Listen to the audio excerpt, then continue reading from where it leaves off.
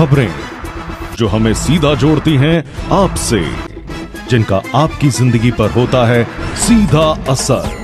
खबर का मतलब है एक भरोसा, और आपका भरोसा है हमारी जिम्मेदारी। ATL टीवी, भरोसा अलवर का। नमस्कार, ATL टीवी के सभी दर्शकों का स्वागत है। खबरों के साथ मैं अर्चना जैन। बढ़ते हैं आज की हेडलाइंस के साथ।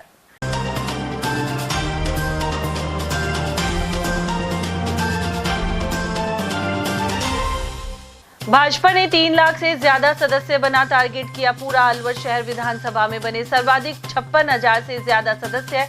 वहीं मंडल अध्यक्षों की चुनाव प्रक्रिया है जारी।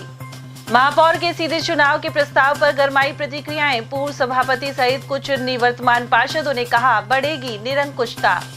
अलवर में नई प्याज मंडी बनाने की उठी मांग। बुआई का रकबा बढ़ने और आवक में वृद्धि से छोटा पड़ रहा है परिसर। और मानवाधिकार दिवस पर भामाशाहों का किया सम्मान। जिला अस्पताल में हुआ आयोजन, वहीं अन्य कार्यक्रमों का भी चला दौर। और अब खबरों को हम जानेंगे विस्तार से। भाजपा ने अलवर में सदस्यता अभियान का टारगेट पूरा कर लिया है। अलवर दक्षिण जिले को 2,96,000 प्राथमिक सदस्य बनाने का लक्ष्य दिया गया था। इसके एवज में 3,27,505 सदस्य बनाए गए हैं। जिला संगठन चुनाव प्रभारी और पूर्व मंत्री कालूलाल गुर्जर ने पत्रकार वार्ता में यह जानकारी दी। उन्होंने बताया कि अलवर दक्षिण जिले में सबसे ज्यादा 56,851 प्राथमिक सदस्य अलवर शहर विधानसभा में बनाए गए हैं। गौरतलब है कि इस विधानसभा क्षेत्र से वन मंत्री संजय शर्मा विधायक हैं। इसी तरह अलवर ग्रामीण में 52,175, कठुमन में 51,207, थानागाजी में 49,482, रामगढ़ में 48,996 और राजगढ़ लक्ष्मणगढ़ में 43,994 प्राथमिक सदस्य बने हैं। इसके बाद सक्रिय सदस्यता अभियान चलाया गया, जिसमें 2,960 सदस्यों के टारगेट के मुकाबले अभी तक 2,704 सदस्य बन चुके हैं। साथ ही 1 दिसंबर से संगठन चुनाव की प्रक्रिया जारी और सभी बूथ अध्यक्षों का चुनाव हो चुका है। वर्तमान में मंडल अध्यक्षों की चुनाव प्रक्रिया चल रही है और इसके बाद जिला अध्यक्ष चुने जाएंगे। हमारी पार्टी ने अलवर दक्षिण जिले का चुनाव का प्रभारी बनाया।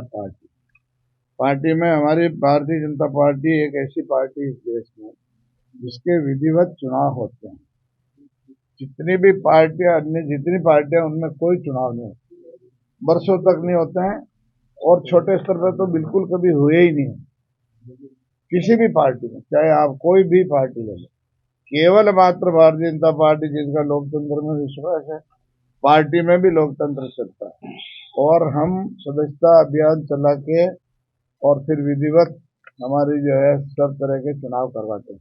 इस बार हमने, क्योंकि 6 साल बाद हमारे चुनाव में सारे सदस्य नए बनाए जाते हैं चुनाव के पहले, तो इस बार क्योंकि 6 साल हो गए, इसलिए अभी इस बार सारे पुराने सदस्यता समाप्त हो गए और सारे सदस्य नए बनाए गए।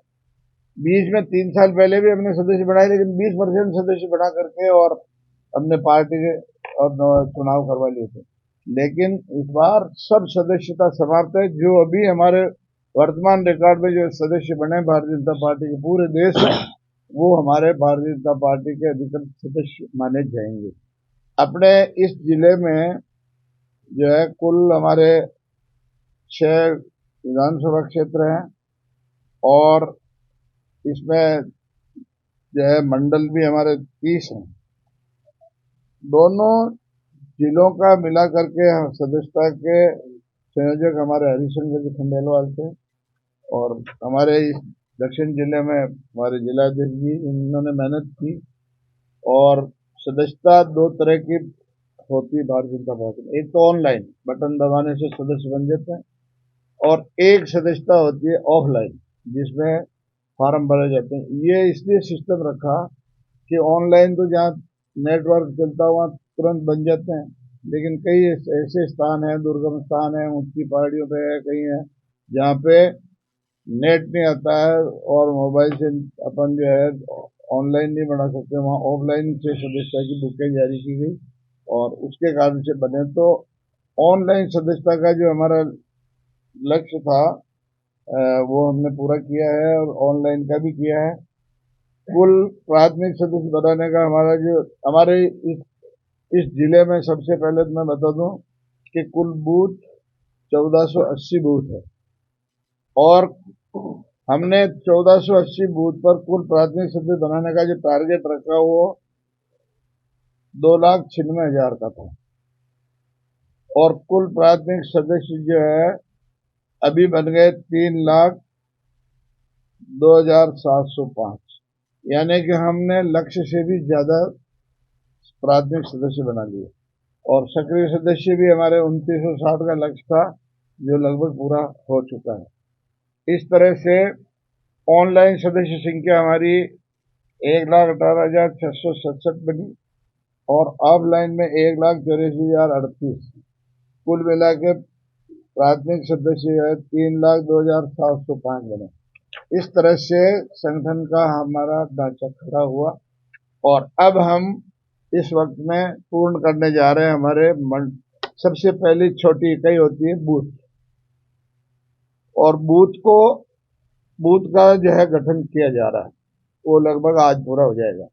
बूथ गठन में जितने मेंबर हैं उनको सूचना देके प्रत्येक बूथ के ऊपर मीटिंग करके और उनमें से 11 सदस्य और एक बूथ अध्यक्ष 12 लोगों का हमने चयन किया है।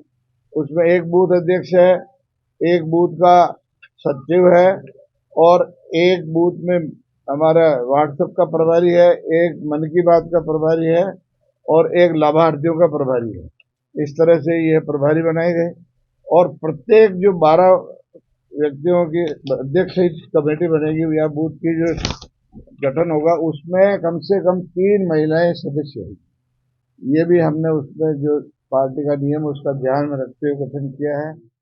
उधर प्रेस वार्ता में पार्टी के जिलाध्यक्ष अशोक गुप्ता, संगठन चुनाव प्रभारी दिगंबर सैनी, केजी खंडेलवाल, सदस्यता अभियान जिला संयोजक हरिशंकर खंडेलवाल, मीडिया प्रभारी लक्ष्मी नारायण गुप्ता और सह प्रभारी प्रेम प्रकाश भारद्वाज मौजूद रहे। प्रदेश में अनेक नगर निकायों के प्रमुखों को प्रत्यक्ष निर्वाचन के जरिए चुने जाने की चर्चा चल रही है। इसे लेकर कैबिनेट इस प्रस्ताव पर विचार करेगी। यदि ऐसा हुआ तो अलवर में महापौर को पार्षद नहीं बल्कि जनता सीधे चुनेगी। इससे पहले सिर्फ एक बार ऐसा हुआ है जब नगर परिषद सभापति पद पर हर्षपाल कौर चुनी गई थी, लेकिन मौजूदा प्रस्ताव को लेकर आलोचना भी सामने आ रही है। पूर्व सभापति अशोक खन्ना और निवर्तमान पार्षद अजय पुनिया का मानना है कि सीधे चुनाव से पार्षदों का रोल कम होगा और महापौर निरंकुश हो जाएंगे। ऐसे में विकास के मुद्दे गौण हो जाएंगे। उधर निकाय प्रमुख चुने जाने में पार्षदों की खरीद फरोख्त की आशंका को लेकर इन नेताओं ने कहा कि महापौर के प्रत्यक्ष निर्वाचन में भी कम खर्च नहीं आएगा। इसके अलावा राजनीतिक पार्टियों को भी ऐसे व्यक्ति को टिकट नहीं देना चाहिए जो बिक जाता है। उन्होंने यह भी कहा कि पार्षदों के जरिए ही महापौर को चुना जाए, इससे वह अपने हक के लिए संबंधित महापौर पर दबाव बना सकेगा और क्षेत्र का विकास कर सकेगा। अब महापौर का चुनाव वैसे ही होना चाहिए जैसे हमारे टाइम पे पार्षदों ने महापौर को चुना था, उसी तरह चुनाव होना चाहिए। और पार्षदों का उसके ऊपर महापौर के ऊपर थोड़ा सा दबाव भी रहता है, सारे पार्षदों का काम भी सही से होते रहते हैं, तो इसलिए डायरेक्ट नहीं होना चाहिए, इनडायरेक्टली आना चाहिए आदमी। लेकिन ये कहा जाता है भ्रष्टाचार बढ़ता है पार्षदों से होता है। नहीं, ऐसी बात नहीं है। अगर जहाँ भ्रष्टाचार बढ़ने की बात है या घटने की बात है तो आज ही दबाव में आ जाएगा जो चुनाव लड़ रहा होगा उस समय महापौर, क्योंकि जिस भी वार्ड में पार्षद चुनाव लड़ेगा उसी वार्ड से महापौर भी चुनाव लड़ेगा, तो पार्षद तो यही सोचेगा कि महापौर ही मेरे वास्ते कुछ ना कुछ खर्चा करता रहे। इसलिए मैं तो यही समझता हूँ इनडायरेक्टली होना चाहिए, पहले पार्षद चुने जाने चाहिए और फिर उसके बाद में महापौर चुना जाना चाहिए। वैसे जो हमारी पार्टी का फैसला होगा वो हमारे को मान्य है। देखिए, 2 विरोधाभास है इसमें। एक बार गहलोत जी के शासन में करवाई थी सीधी, जब हर्षपाल कौर जी बनी थी। एक तो क्या है कि सीधे चुनाव से भाई हम ये जो चुनाव करवाते हैं ये लोकतंत्र का एक मिनी रूप है। ये समझ लो ये मिनी विधानसभा है या मिनी लोकसभा है कि सीधी जनता अपने देश की शासन प्रणाली को, प्रशासन प्रणाली को समझे। उसके लिए ग्राम पंचायतें या नगर निगम या नगर पालिका परिषद के चुनाव होते हैं। आप सीधा राष्ट्रपति का चुनाव कराओगे, सीधा प्रधानमंत्री का चुनाव कराओगे, सीधा मुख्यमंत्री का चुनाव कराओगे तो उनकी जवाबदेही विधायक और सांसदों के प्रति खत्म हो जाती है। यही स्थिति अगर आप सीधा चुनाव कराते हो तो जो पार्षदों के प्रति जो है जवाबदेही महापौर की खत्म हो जाएगी पार्षद थोड़ा सा जो है अपनी उसमें बड़ा उहापोह की स्थिति में महसूस करेंगे, काम करने में भी दिक्कत आएगी, और ये भी तय माने कि महापौर भी थोड़ा निरंकुश हो जाएगा। दूसरा ये भी है कि जो भ्रष्टाचार जो है, जो खरीद फरोख्त होती है चुनाव के अंदर, तो कुछ लोगों को कहना कि साहब ये खरीद फरोख्त खत्म हो जाएगी, तो जनता को तय कर देना चाहिए कि भाई हमारे यहाँ से जो भी पार्षद लड़े पहले उससे आप जो है गंगा जल हाथ में दो उसके, और नहीं तो बिकेगा नहीं, और जो बिकेगा वो टिकेगा नहीं, उसको मोहल्ले में टिकट मत दो। और ये पार्टियां तय करें ऐसे व्यक्ति को टिकट ही क्यों देती है भाई? ऐसे व्यक्ति को टिकट ही मत दो जिनका पुराना इतिहास बिकने जा रहा है। तो इस चीज में तो सुधार हो सकता है, लेकिन मैं जहां तक समझता हूँ, मेरी व्यक्तिगत सोच है, हो सकता है गलत भी हो, लेकिन मेरा ये सोचना है कि जनता के माध्यम से सीधा चुनाव में जो महापौर का पद है वो महापौर थोड़ा निरंकुश तो हो ही जाता है, क्योंकि सीधा सीधा जनता के कहाँ उससे मिलेगी। तो चुनाव तो पार्षदों के माध्यम से ही होना चाहिए।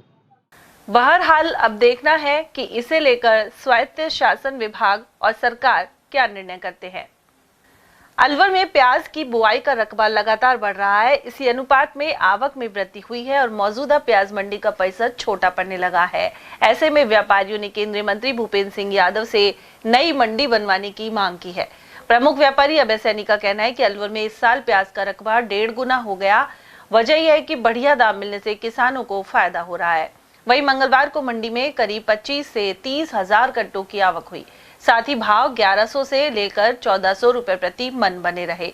वहीं उन्होंने बताया कि अब प्याज का रंग खराब होने लगा है और व्यापारी नासिक की प्याज की ओर रुख कर रहे हैं। सर, प्याज की कितनी आवक रही, कैसी क्वालिटी है, क्या भाव रहे हैं?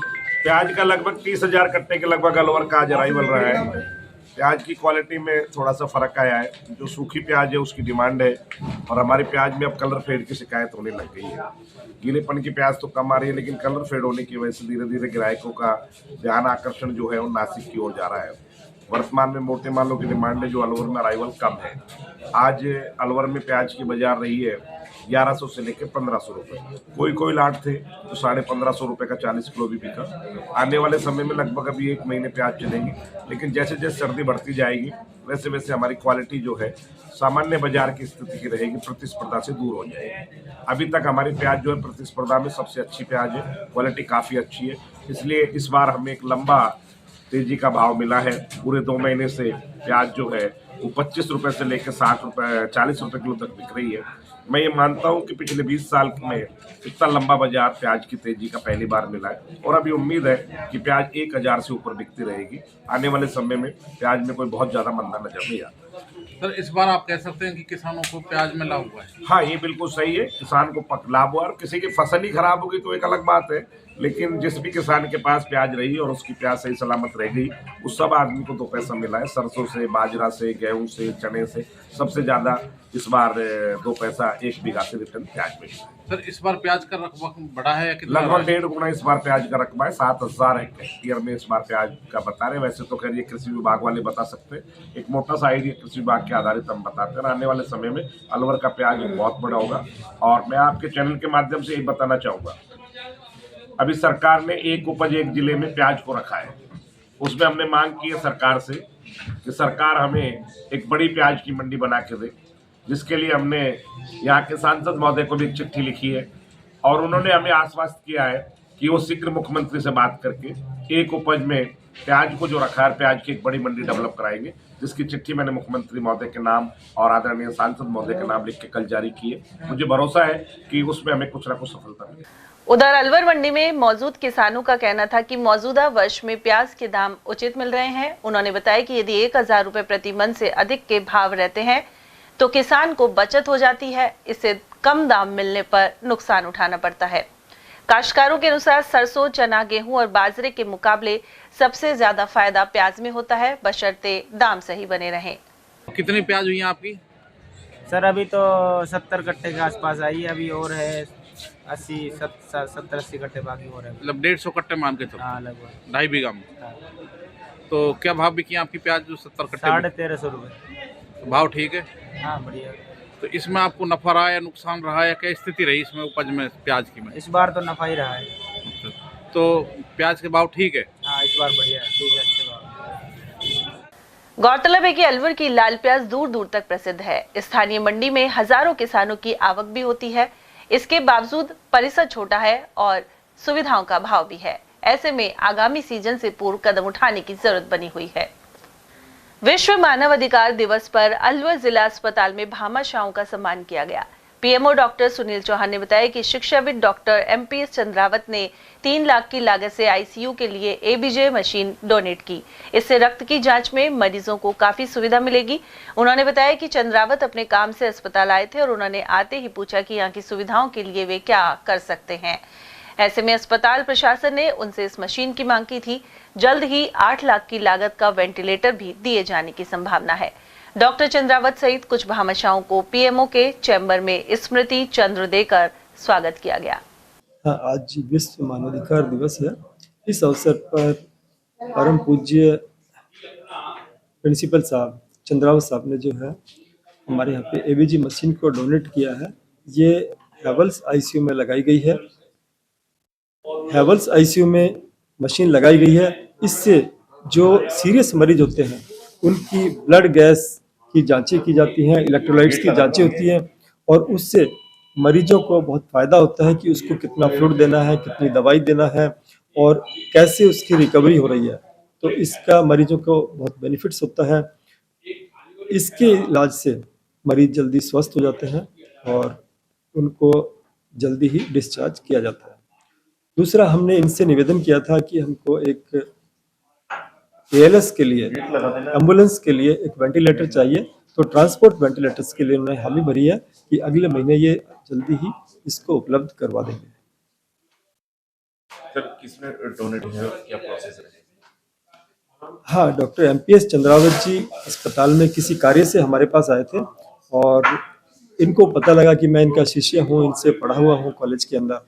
तो इन्होंने उस बात को रखा। फिर बात चली तो इन्होंने कहा कि मैं अस्पताल में क्या सेवा दे सकता हूँ। तो हमने इमीडिएट जो डिमांड थी उसकी मांग की कि हमको ये एक यूनिट चाहिए। तो इन्होंने तुरंत हामी भरी। 7 दिन के अंदर उसको इन्होंने उपलब्ध करा दिया और ऐसे ही इन्होंने कहा है कि मैं अगले महीने तक जो ट्रांसपोर्ट वेंटिलेटर है उसको उपलब्ध करा दूंगा। जो एबीजी मशीन है ये लगभग 3 लाख रुपए के आसपास की मार्केट में वैल्यू है और जो ट्रांसपोर्ट वेंटिलेटर है इसकी कीमत लगभग 8 लाख रुपए है, जिसको ये उपलब्ध कराएंगे। उधर अलवर जिला अस्पताल में हुए भामाशाह सम्मान कार्यक्रम में सर्वोदय ग्राम सेवा संघ के प्रदेश अध्यक्ष सवाई सिंह भी पहुंचे। उन्होंने आईसीयू वार्ड के लिए डॉक्टर चंद्रावत द्वारा भेंट की गई मशीन को पुण्य कार्य बताया। इस मौके पर डॉक्टर के गुप्ता ने मानवाधिकार के लिए एकजुट होकर काम करने पर भी जोर दिया। वहीं गुलाबचंद वर्मा, बाबूलाल पोसवाल, विनय जैन, क्षत्रिय कार्मिक संगठन के अध्यक्ष भूपेंद्र, अवधेश सिंह और अनेक चिकित्सक मौजूद रहे, जबकि उप नियंत्रक विजय चौधरी ने कार्यक्रम का संचालन किया। वो हमेशा सेवा कार्य लेने के लिए नहीं रहे, हमेशा उनको इस तरह से बना दें। क्योंकि होता क्या है, अभी तक जो कार्यक्रम चल रहे हैं उसमें सिर्फ ये है कि हम कंबल बांट दिए, कुछ बांट दिया, वो दे दिया, पर वो हर साल फिर उसी स्थिति में रहते हैं। उनको उस स्थिति से ऊपर उठाने का हमें कार्य करना है। उस स्थिति से ऊपर उठाने के लिए आवश्यकता है कि हम उनको इस लायक बना दें कि वो भी सेवा कार्य में लग जाएं, वो सेवा कार्य कर सकें। विकास संघ सहित सर्वोदय समग्र संस्थान के प्रदेश अध्यक्ष सवाई सिंह व डॉक्टर्स व पीएमओ सहित अन्य मौजूद रहे। समाज सेवा के साथ साथ ऐसे लोगों को जिन्हें ज़रूरत होती है वही लोगों को आत्मनिर्भर बनाया जाए, स्वावलंबी बनाया जाए, जो सेवा में आगे आकर इस राष्ट्र हित में काम कर सके। इसी संकल्प के साथ मशीन का शुभारंभ किया गया है। मैं अवधेश सिंह। और वहीं अंतर्राष्ट्रीय मानवाधिकार सुरक्षा संगठन ने मंगलवार को मानवाधिकार दिवस मनाया। संगठन से जुड़े गोपाल जायसवाल के अनुसार 10 दिसंबर को ही वर्ष 1948 में संयुक्त राष्ट्र संघ ने मानवाधिकारों को अपनाने की घोषणा की थी। हालांकि इसकी आधिकारिक घोषणा 1950 में की गई थी। इस मौके पर शहीद स्मारक पर पुष्प अर्पित किए गए, साथ ही विबंधित बच्चों को भोजन करवाया गया। जिलाध्यक्ष हेमंत भारद्वाज ने भी इस मौके पर अपने विचार रखे। सुरक्षा संगठन द्वारा मानवाधिकार दिवस बड़े ही धूमधाम से मनाया जा रहा है। आज हम सर्वप्रथम देश के जो जवान शहीद हुए हैं उनको सच्ची श्रद्धांजलि दिल से हम प्रेषित करने आए हैं। भगवान उनकी आत्मा को शांति प्रदान करे एवं जो कार्य संगठन द्वारा संचालित हैं उनका ध्यान रखते हुए इसी क्रम में हम आज प्रशासनिक अधिकारियों से व अन्य संस्थानों से मुलाकात करके इस कार्यक्रम की श्रृंखला को आगे बढ़ाएंगे। आज विश्व मानवाधिकार दिवस के उपलक्ष्य में आज हमारे अंतर्राष्ट्रीय मानवाधिकार सुरक्षा संगठन की तरफ से आज शहीद स्मारक पर अपने शहीद जवानों के लिए फूल अर्पित किए गए हैं और जो हमारे देश के लिए शहीद हुए हैं उनकी याद में एक छोटा सा कार्यक्रम हमारे सभी सदस्य पदाधिकारी एक कार्यक्रम के तहत यहाँ पर उपलब्ध हुए हैं, जिसमें हमारे जिला अध्यक्ष हेमंत भारद्वाज जी, महिला जिला अध्यक्ष तुलसी सोनी जी, शहर अध्यक्ष संगीता जी और शहर अध्यक्ष बॉबी जी इस कार्यक्रम उपलब्ध हुए हैं और हमारे सभी सदस्य इस कार्यक्रम में शामिल हुए हैं। आज हमारा इसके उपरांत जेल सर्कल पर भी कार्यक्रम है, उसके उपरांत एक बच्चों के लिए जो मंदबुद्धि बच्चे हैं उनका भी वहाँ सेवा भाव से कार्यक्रम आयोजित किया जाएंगे। इसके उपरांत आज कलेक्टर साहिबा और एसपी साहब और कोतवाली अपने थाना शहर में वहाँ भी कार्यक्रम विचार गोष्ठी का रखा गया है। मार्गशीर्ष मास शुक्ल पक्ष में मोक्षदा एकादशी बुधवार को श्रद्धापूर्वक मनाई जाएगी। इस दिन श्रद्धालु भगवान विष्णु का अभिषेक और परिक्रमा कर कथा सुनेंगे। स्कीम 10 निवासी पंडित यज्ञदत्त शर्मा के अनुसार एकादशी पर रवि योग, कुमार योग और वारियान योग नमक विशेष शुभ संयोग बन रहा है। उन्होंने बताया कि इसी एकादशी पर भगवान श्री कृष्ण ने महाभारत का युद्ध शुरू होने से पहले अर्जुन को गीता का उपदेश दिया था। मार्गशीर्ष मास शुक्ल पक्ष में मनाई जाने वाली मोक्षदा एकादशी कल 11 दिसंबर बुधवार को बड़ी श्रद्धा के साथ मनाई जाएगी।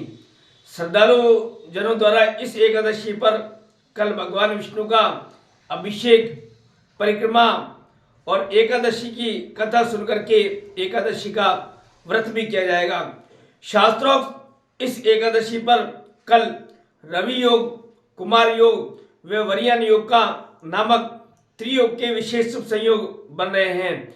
इन त्रियोग के संयोग में भगवान विष्णु की पूजा अर्चना व आराधना करने से विशेष शुभ फल प्राप्त होता है। इस एकादशी के दिन भगवान श्री कृष्ण ने महाभारत का युद्ध प्रारंभ होने से पूर्व अर्जुन को श्रीमद् भागवत गीता का उपदेश दिया था। इसलिए इस एकादशी का व्रत करने से सर्व कार्य सफल हो जाते हैं और श्रद्धालुओं की मनोकामना पूर्ण होती है। इसलिए इस एकादशी को सुगम और शीघ्र फलदायी मोक्षदा एकादशी कहा जाता है।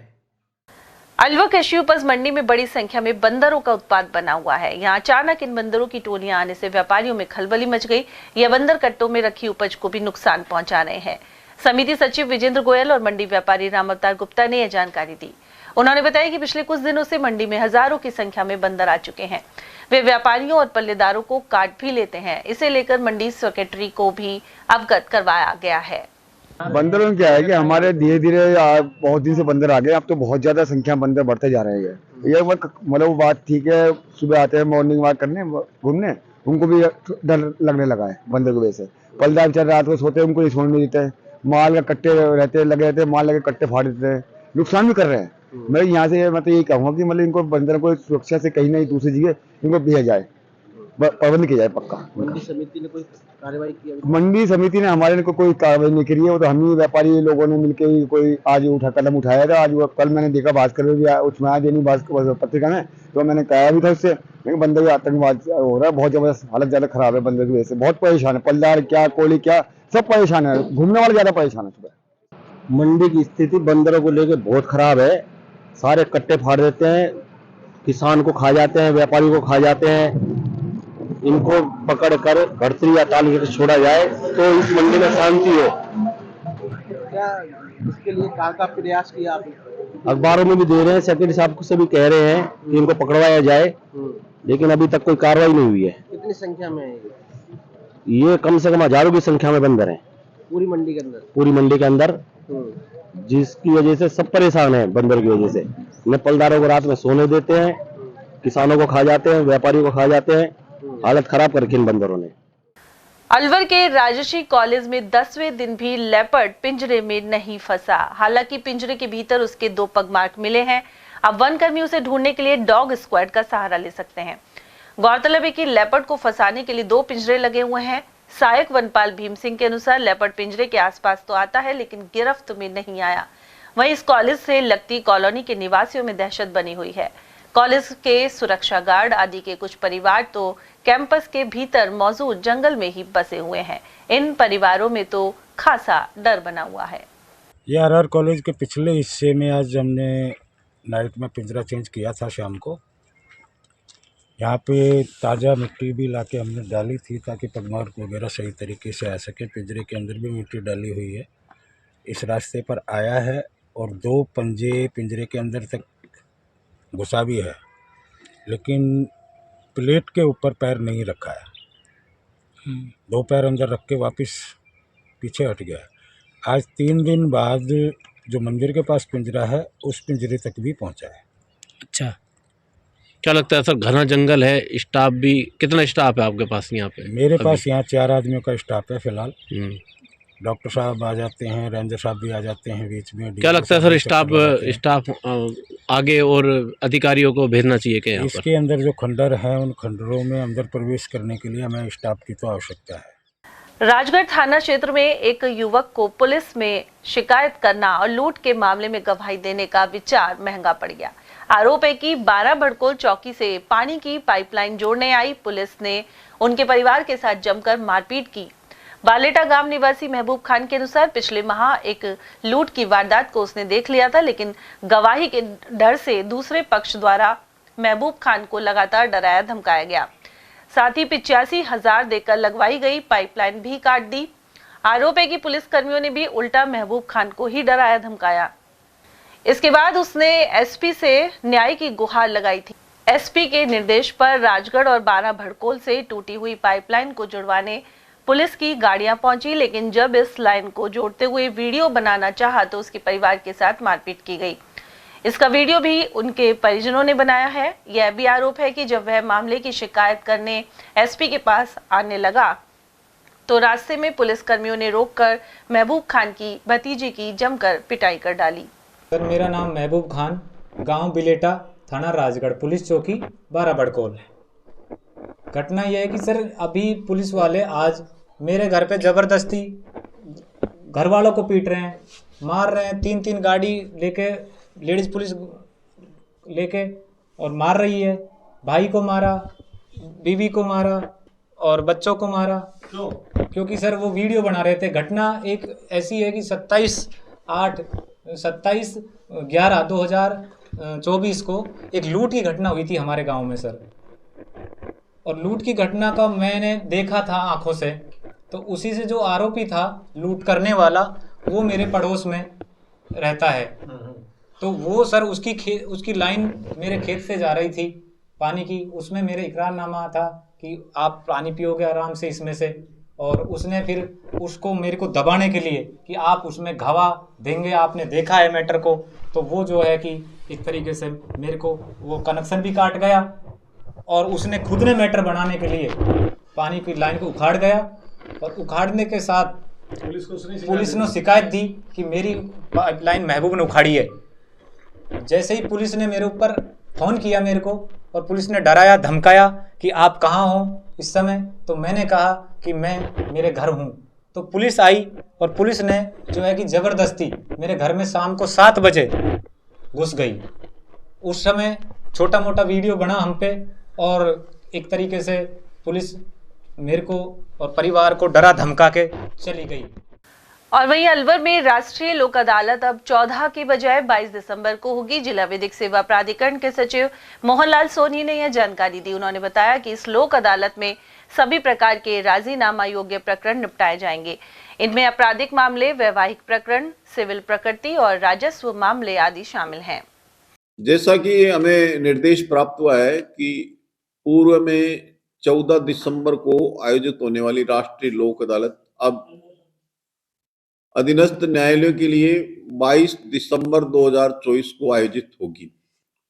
और इस लोक अदालत में सभी प्रकार के राजीनामा योग्य प्रकरण, जिनमें आपराधिक मामलों के अलावा वैवाहिक मामले हैं, सिविल प्रकृति के मामले हैं, वाणिज्य कोर्ट के मामले हैं, राजस्व मामले हैं, इन सभी में आपसी समझौता से ऐसे कोर्टों में लंबित मामले और इनके अलावा प्री काउंसलिंग और प्री लिटिगेशन के मामले हैं, उन सभी मामलों को इस लोक अदालत में अधिकाधिक निस्तारण किया जाएगा।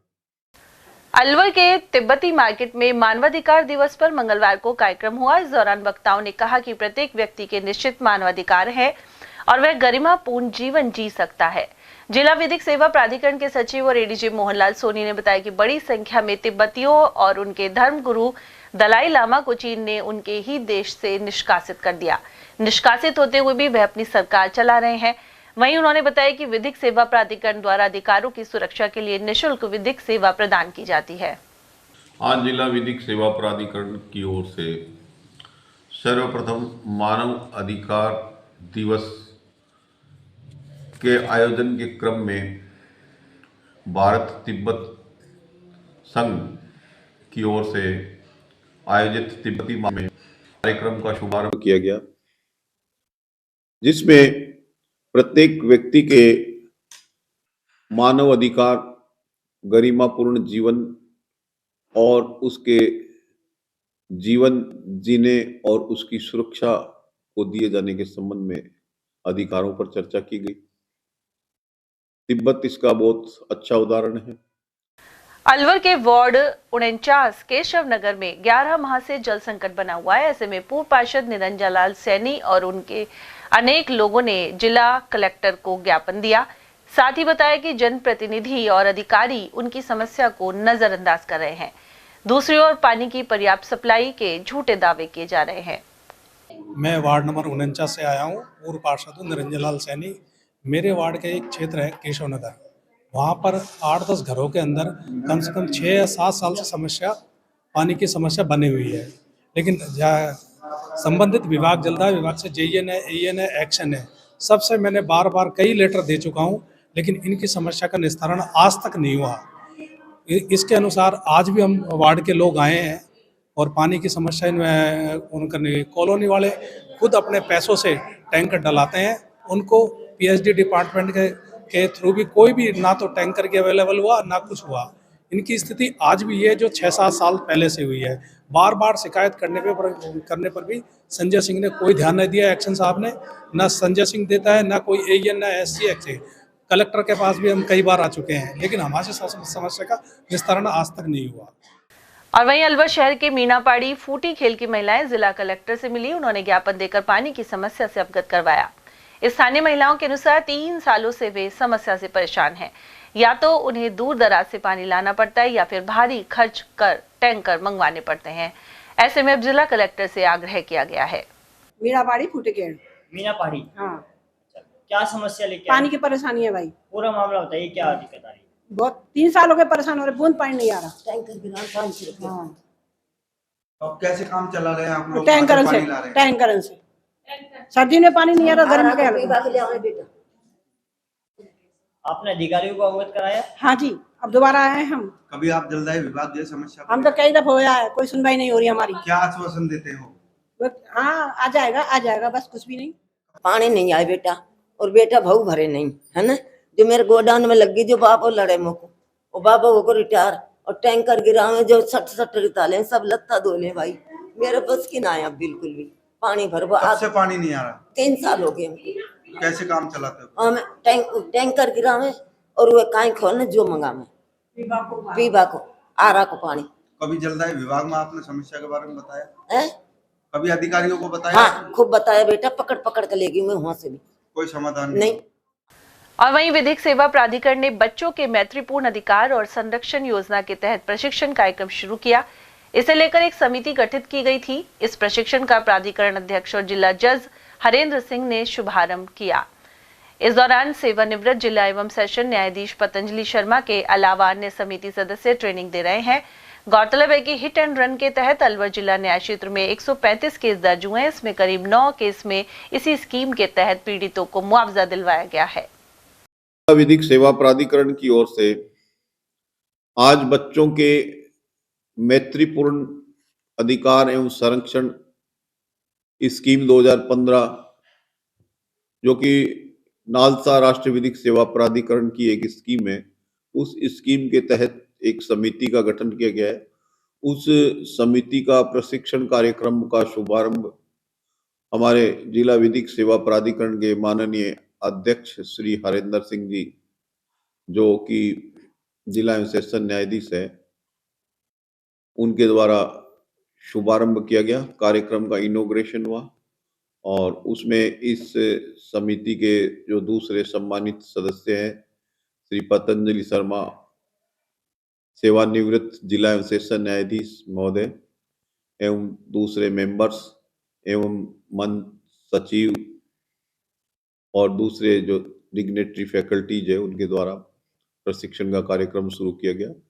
उस प्रशिक्षण कार्यक्रम में एक फैकल्टी के रूप में जेजेबी बोर्ड की प्रिंसिपल मजिस्ट्रेट श्रीमती स्वाति पारिक भी उपस्थित हुई और ये प्रशिक्षण कार्यक्रम चल रहा है। उसी दौरान मेरे द्वारा हीट एंड रन की निगरानी समिति है, उसकी मीटिंग का भी आयोजन किया गया है और हीट एंड रन के बहुत से केसेज जो अलवर जिला न्याय क्षेत्र, जिसमें खेरतल, तिजारा एवं बहरोड, कोटपुतली के जिला क्षेत्र भी शामिल है, उन सारे एरिया में जितने लगभग 135 केसेज दर्ज हुए हैं, लेकिन अभी तक केवल 9 केसेज में ही इस स्कीम के तहत पीड़ितों को मुआवजा दिलाया गया है और बाकी केसेज है उनमें मुआवजा दिलाए जाने की समुचित कार्रवाई करने के लिए बहुत सिंसियरली एफर्ट करने की आवश्यकता बताते हुए राजस्थान पेंशनर समाज ने जयपुर में वार्षिक अधिवेशन आयोजित किया। इसमें अलवर से अनेक प्रतिनिधि पहुंचे। मुख्य अतिथि के तौर पर लोकसभा अध्यक्ष ओम बिरला शामिल हुए। पेंशनर समाज के वरिष्ठ उपाध्यक्ष सुरेश भारद्वाज पाड़ा ने बिरला का स्वागत करते हुए पेंशनर्स की प्रमुख मांगों को उनके सामने रखा। कार्यक्रम में अलवर के अलावा कई जिलों के पदाधिकारी मौजूद रहे। और यहाँ वक्त एक छोटे से ब्रेक का, आप देखते रहिए एटीएल टीवी। अलवर शहर का सबसे खूबसूरत banquet hall the shehnai resort.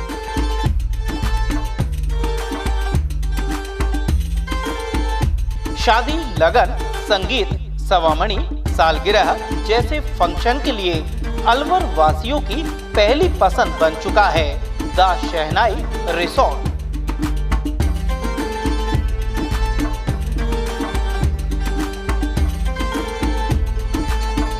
इसमें कवर्ड मंडप, 25 आधुनिक कमरे, छोटा पार्टी हॉल व रेस्टोरेंट भी है।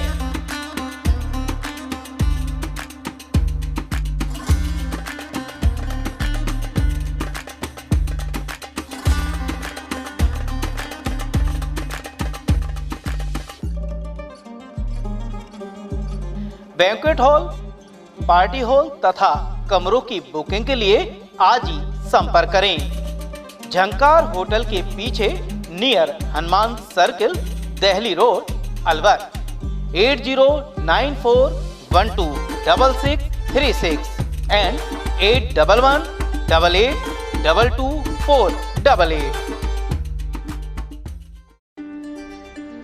फर्नीचर का 32 साल पुराना जाना माना नाम राहुल डेकोर। यहाँ आपकी लाडली बिटिया के लिए अथवा अपने घर के लिए सभी प्रकार का सागवान का फर्नीचर उपलब्ध है।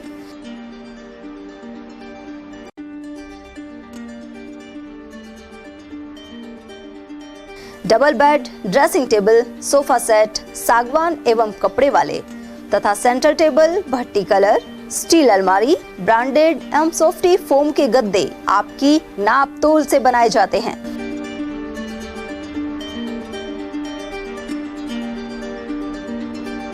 सभी सामान एक ही छत के नीचे उपलब्ध। हमारा पता है अलवर बोर्ड, जैसवंत तिराहे से पहले, Kati Ghati, Alwar.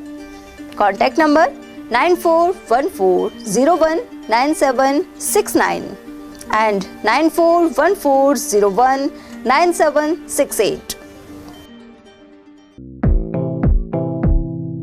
Doctor Shroff charity eye hospital Alwar द्वारा दी जाने वाली सुविधाएं जैसे RGHS, ESHS, TPA।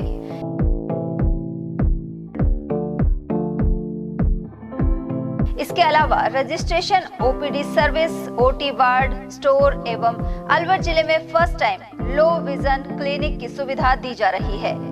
Low vision aid clinic जो दिव्यांग बच्चे जिनकी निगाह बहुत सारे इलाज के बाद भी कम रह जाती है, उस ऐसे मरीजों के लिए या ऐसे बच्चों के लिए जो बेस्ट पॉसिबल जो डिवाइसेस होते हैं वो हमारे पास अवेलेबल है, जिससे हम ऐसे बच्चों का मदद कर सकते हैं। ऑप्थेल्मोलॉजी डॉक्टर द्वारा चिन्हित मरीज लो विजन क्लिनिक की सुविधा उठा सकता है।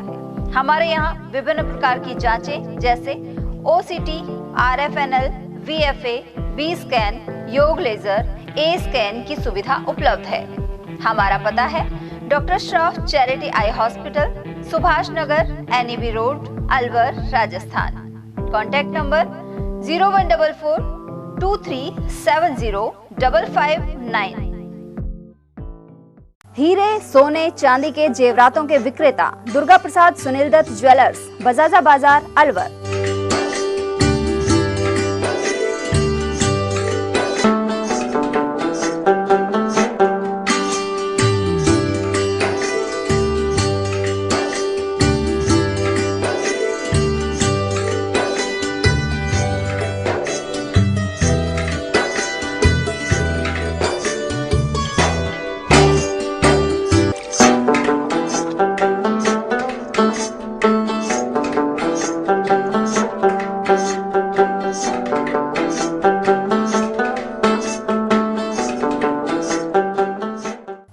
सोने चांदी के जेवरातों के विक्रेता दुर्गा प्रसाद सुनील दत्त ज्वेलर्स, बजाजा बाजार, अलवर। Phone number 0144 233 8653 and 233 8663। इतनी कड़ी मेहनत क्यों पापा? बेटा इतनी मेहनत इसीलिए ताकि सबको खाना मिल सके, किसी पे कोई मुसीबत ना आए। किसी पे मुसीबत ना आए इसलिए आप हो पापा, पर अगर आप पे मुसीबत आ गई तो? अब पाए फसल बीमा केवल 3 आसान स्टेप्स में। क्षेमा सुकृति फसल बीमा। कॉल करे और कराए 100 से भी ज्यादा फसलों की बीमा 499 रुपए प्रति एकड़ में। ब्रेक के बाद एक बार फिर से आप सभी का स्वागत है। जीवन जतन यात्रा के तहत नदियों को सुरक्षा देने का आह्वान किया गया है। थानागाजी के निकटवर्ती गुआड़ा भोपाला स्थित महात्मा गांधी सरकारी स्कूल में कार्यक्रम हुआ। इस दौरान पर्यावरणविद राम भरोसे मीणा ने जलवायु परिवर्तन के प्रभाव पर चर्चा की। प्राचार्य सुरेश कुमार ने कार्यक्रम की अध्यक्षता की। उन्होंने कहा कि बच्चों में पुस्तकों के ज्ञान के साथ ही पर्यावरण का ज्ञान भी होना जरूरी है। सरस्वती वंदना के साथ आयोजन का शुभारंभ हुआ, वहीं देशराज गुर्जर ने समापन किया। कार्यक्रम में स्टाफ सदस्यों की भी उपस्थिति रही। नेक कमाई फाउंडेशन सृजन कार्यक्रम के तहत अलवर की बेटियों को स्वावलंबी बनाएगा।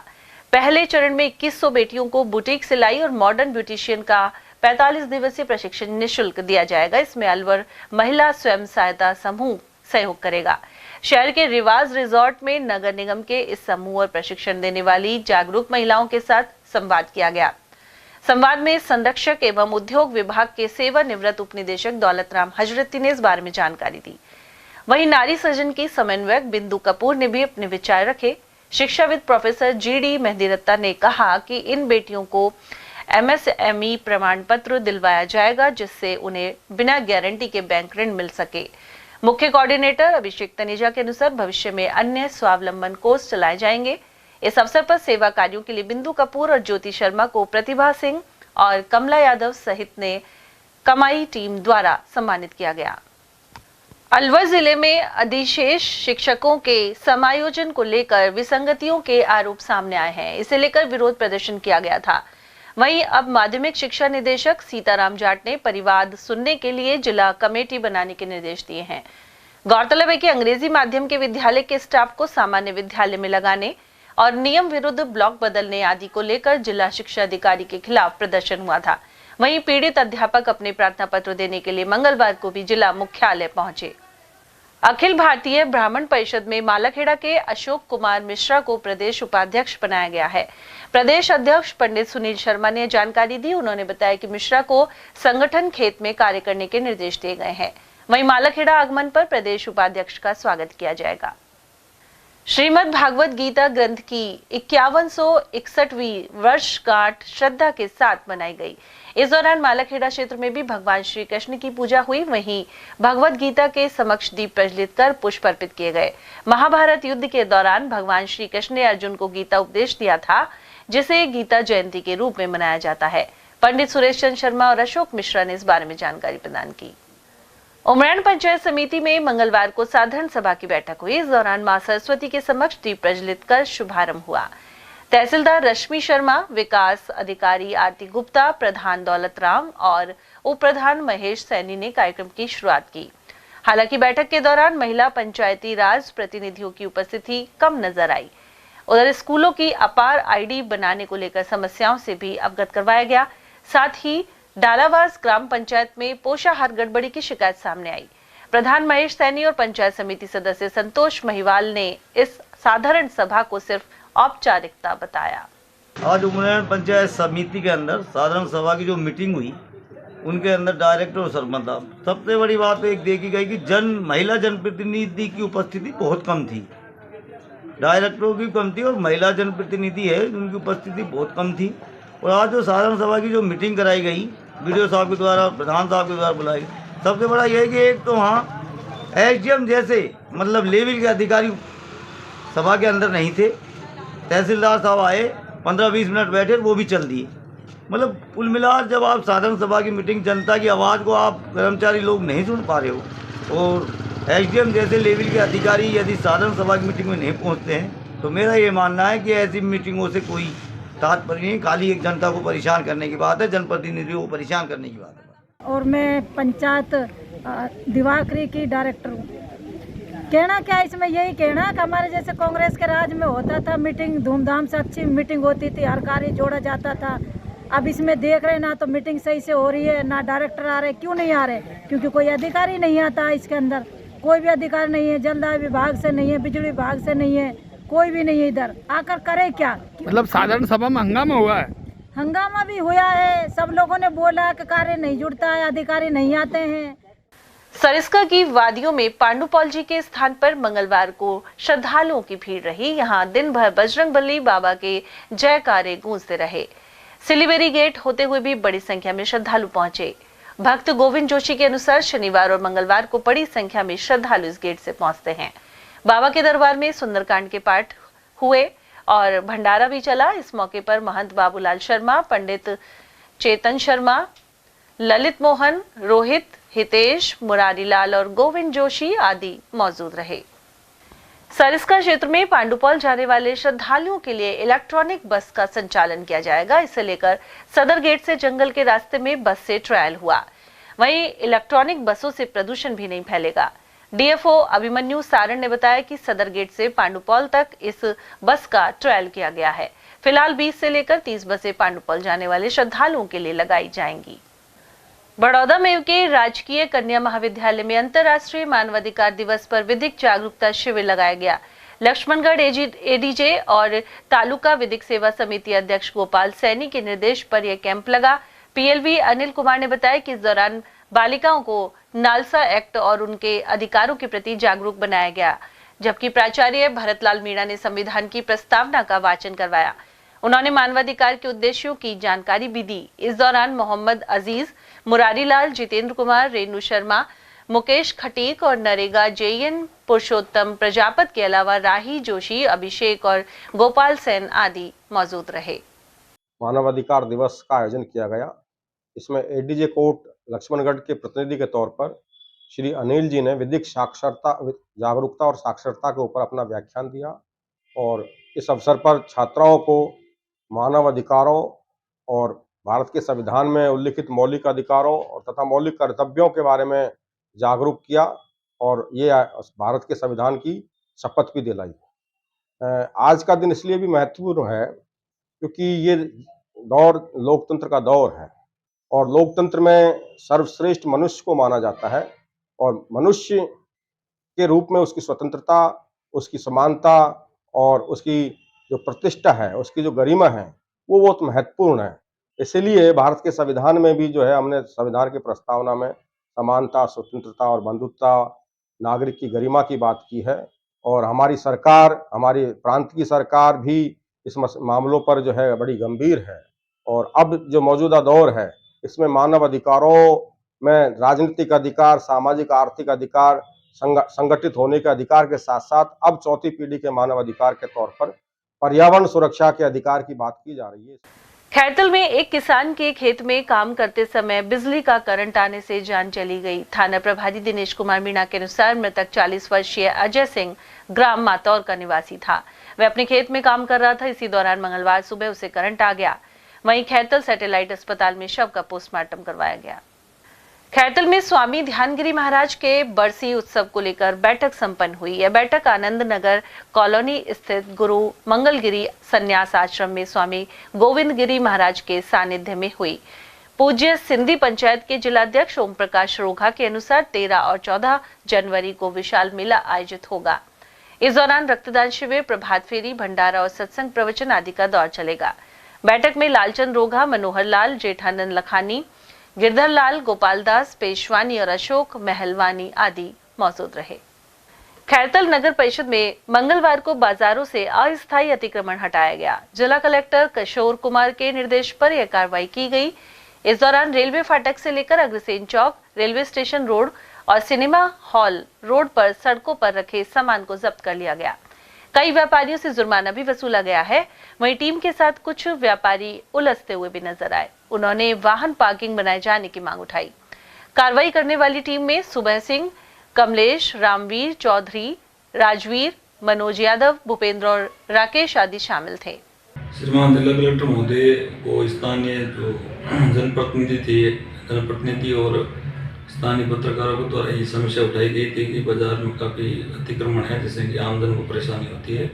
श्रीमान जिला कलेक्टर महोदय ने नगर परिषद को निर्देशित किया कि पुलिस प्रशासन के सहयोग से अस्थायी अतिक्रमण हटाने के लिए एक अभियान चला के इसकी शुरुआत की जाए। तो नगर परिषद ने सर्वप्रथम सभी को जो अस्थायी अतिक्रमण करने वालों को आगाह किया, तो आम सूचना भी प्रसारित की और आज हमने उस दिशा में नगर परिषद के कर्मचारियों ने टीम के द्वारा लोगों को समझाइश भी की और जहाँ तक संभव हो सका अतिक्रमण हटाएं। तो एक हमारे पास समस्या आई है कि अतिक्रमण हटाने के लिए पुलिस जाब्ते का सहयोग आज हम एसपी साहब से मैं खुद निवेदन करूंगा और कल उनसे जाब्ता लेके और ये जो अतिक्रमण अभियान हटाने की जो कार्रवाई है वो कंटिन्यू रखेंगे। खैरतल में भागवत कथा सप्ताह का शुभारंभ मंगलवार को कलश यात्रा के साथ हुआ। यह कलश यात्रा आनंद नगर कॉलोनी स्थित झूलेलाल मंदिर से प्रारंभ होकर प्रमुख मार्गों से निकली। इस दौरान नारायण दास बालानी एवं दीपा देवी सर पर भागवत पुराण लेकर चल रहे थे। बच्चों ने भी ध्वजा पताका फहराई और बैंड बाजों पर नृत्य किया। कलश यात्रा का जगह जगह श्रद्धालु ने पुष्प वर्षा कर स्वागत किया। इस दौरान आदि वृंदावन धाम कनकवाड़ा से आए सच्चिदानंद महाराज ने कथा का वाचन किया। उन्होंने कहा कि भागवत कथा हमारे जीवन का सार है। गौरतलब है कि कथा रोजाना दोपहर 12 से शाम 5 बजे तक चलेगी, जबकि समापन 17 दिसंबर को होगा। अलवर के दशहरा मैदान के पास एक शराब दुकान के सेल्समैन के साथ दूसरे सेल्समैन ने मारपीट कर दी। आरोप है कि उसने बिक्री के 700 रुपए भी छीन लिए। पीड़ित गोपाल ने शिवाजी पार्क थाने में रिपोर्ट करवाई है। परिवादी के अनुसार वह दशहरा मैदान के पास शराब की एक दुकान पर काम करता है। उसके बगल के ठेके में काम करने वाले सेल्समैन ने उससे गाली गलौज की। इसके बाद मारपीट कर गोपाल से राशि भी छीन ली। अब पुलिस पूरे मामले की जांच पड़ताल कर रही है।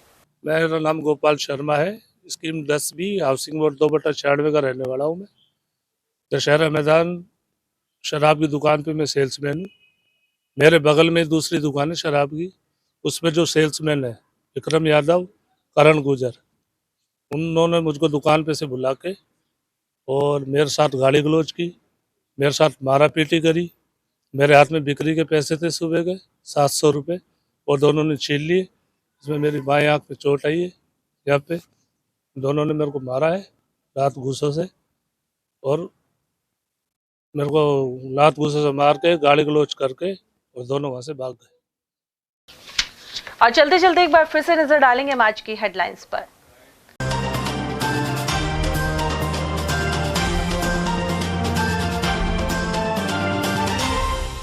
भाजपा ने 3 लाख से ज्यादा सदस्य बना टारगेट किया पूरा। अलवर शहर विधानसभा में बने सर्वाधिक 56,000 से ज्यादा सदस्य। वहीं मंडल अध्यक्षों की चुनाव प्रक्रिया है जारी। महापौर के सीधे चुनाव के प्रस्ताव पर गरमाई प्रतिक्रियाएं। पूर्व सभापति सहित कुछ निवर्तमान पार्षदों ने कहा बढ़ेगी निरंकुशता। अलवर में नई प्याज मंडी बनाने की उठी मांग। बुआई का रकबा बढ़ने और आवक में वृद्धि से छोटा पड़ रहा है परिसर। और मानवाधिकार दिवस पर भामाशाहों का किया सम्मान। जिला अस्पताल में हुआ आयोजन, वहीं अन्य कार्यक्रमों का भी चला दौर। और इसी के साथ मुझे दीजिए इजाजत। नमस्कार।